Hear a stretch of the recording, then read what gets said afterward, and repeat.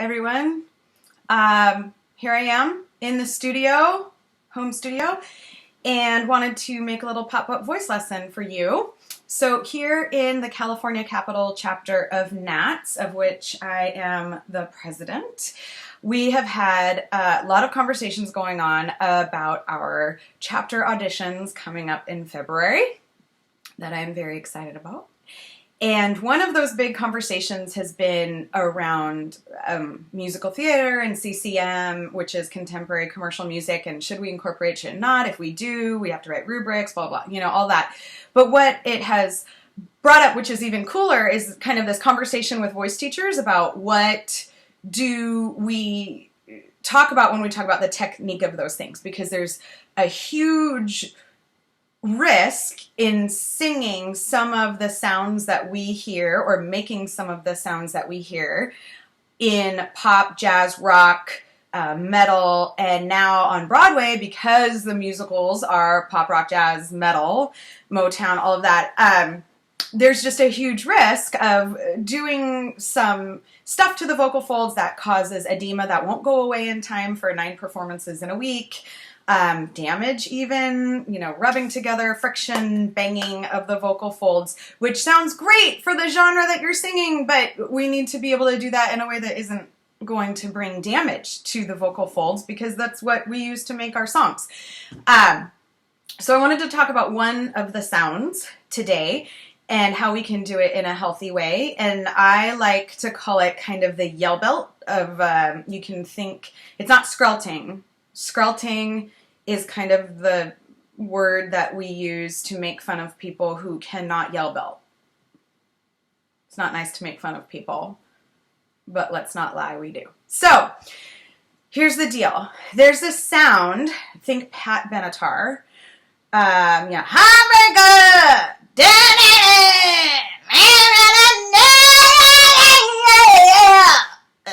Right? And then you can do that. You can think like musical theater wise. You can think like The Who. Let's see. That's not Acid Queen, right? She's a gypsy!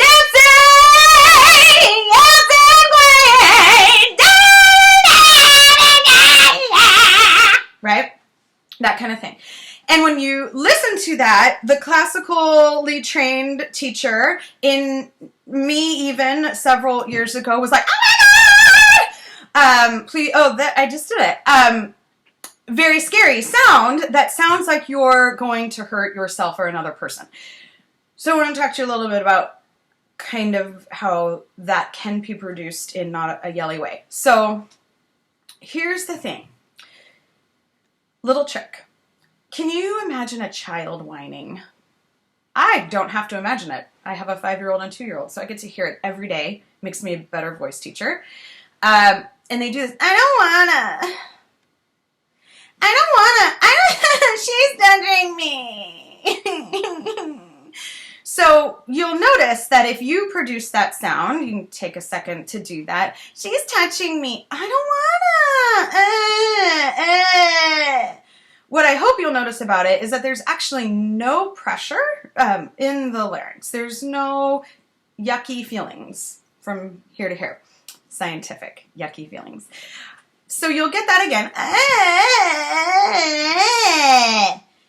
And what you'll also notice is that it's not nasally. So it doesn't come up into kind of the sinus resonators, which would be more like. And why I think that is because kids naturally don't have their tongue in the way. That NG nasally sound comes when the back of the tongue kind of closes off up into the top of the back of the roof of the mouth area and, kind of connects the velum to the tongue, and then that sound kind of goes up into that sinusy, nasally sound. But kids generally don't do that. And when you mimic that, you aren't going to generally do that either. Your tongue is going to stay kind of neutral. And it's going to be out of the way, and your face is going to be really relaxed, right? But what you'll also notice is that where you're going to feel a majority of that ping and vibration is going to be in the hard palate in between the back teeth. All right, right up in there, right? I don't wanna. And you'll feel that vibration move forward even into these teeth and right up in there, right?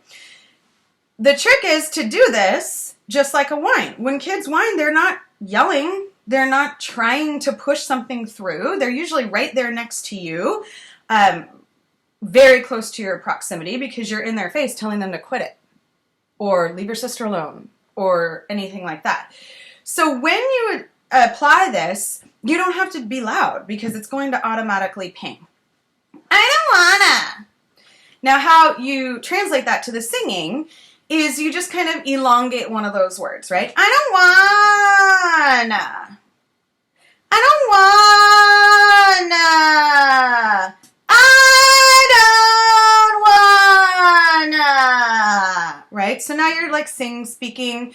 There's so many good people out there who talk about using speech and song and understanding how they work together and all of that kind of thing. So I won't go into that today because there's lots of other people you can do that with. So it's that I don't wanna. Now you can apply some pitches to it, right? When you're doing some exercise. So I don't wanna go. I don't wanna go. And you'll notice that I'm all like, just like zombie face and not worried about vowels right now. I'm just trying to get that placement to keep it high.